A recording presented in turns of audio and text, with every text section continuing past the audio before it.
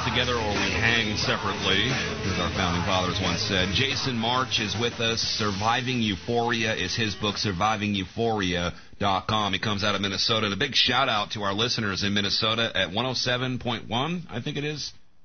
FM, I never know the actual frequencies of the station, but we love you guys, and thank you. Keep the letters coming, jackblood@hotmail.com. On tomorrow's show, joining us, MI5 whistleblower Annie Machon. She'll be talking about the Libya debacle, and some of you know she was the GFF of David Shaler, who now goes by the name of Dolores Kane. Not that there's anything wrong with that. That's tomorrow's show. Today it's Jason Marsh, survivingeuphoria.com. Hey, so the little guy with the washing machine pays high costs on his energy, and the question I always have there, Jason, is cui bono? Who benefits? Government. You know, the people in power, the elite. If you look at this country right before the break, you were alluding to, I think, what is really at the heart of what's going on right now. It's basically bribery. The stimulus package had nothing to do with stimulus. I mean, even Germany didn't pass a stimulus package under the antiquated notion that they have the money. The big stimulators, the countries that passed big stimulus packages, Great Britain, Italy, the United States, their economies are doing the worst of any of the major economies right now. Healthcare, it's nothing to do with providing healthcare. It's nothing to do with keeping costs down. It's all political. All of these things coming out right now is an attempt to shift the political landscape and basically create a situation where people are going to vote theoretically based on their self-interest, what they're getting from the government, and in a hopes to change the political landscape from a center-right country to a center-left country. Well said. Well said.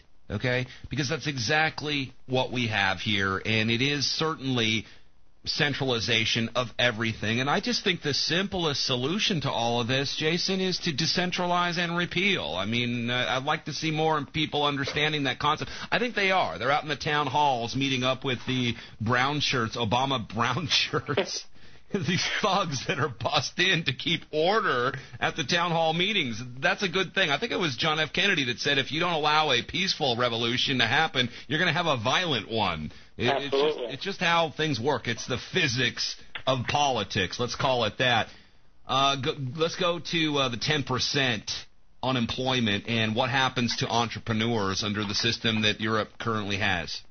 Well, what you do is you have such mammoth regulation. You're talking about deregulating and competition with everything being centralized. You can't have that.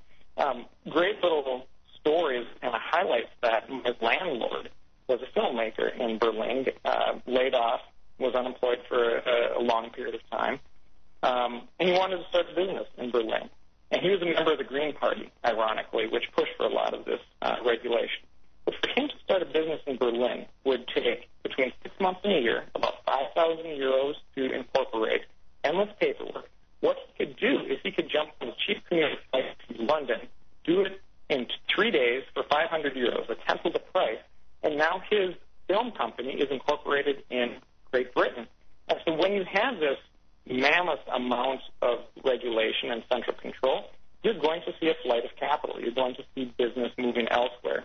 And I think you started to see that to some degree, but that's really what's happening in Europe is you have a mammoth exodus of capital and entrepreneurial individuals. It's global economic parity. It's the flat earth theory, this Keynesian theory that we all have to get along in the world, this globalization theory that we have it too good here, so we have to be brought down so other people in India or something could be brought up, and this is how they do it, isn't it? I think guilt for what we have in this country is certainly a factor in all of this. But, what we have didn't just happen by accident. We have a system that, and again, this I'll be called, every name in the book for saying this. Say it. But we have a system that is superior. And that system has allowed people to reach their full potential. When you hold people back, you're just going to simply get less. The glorious thing about this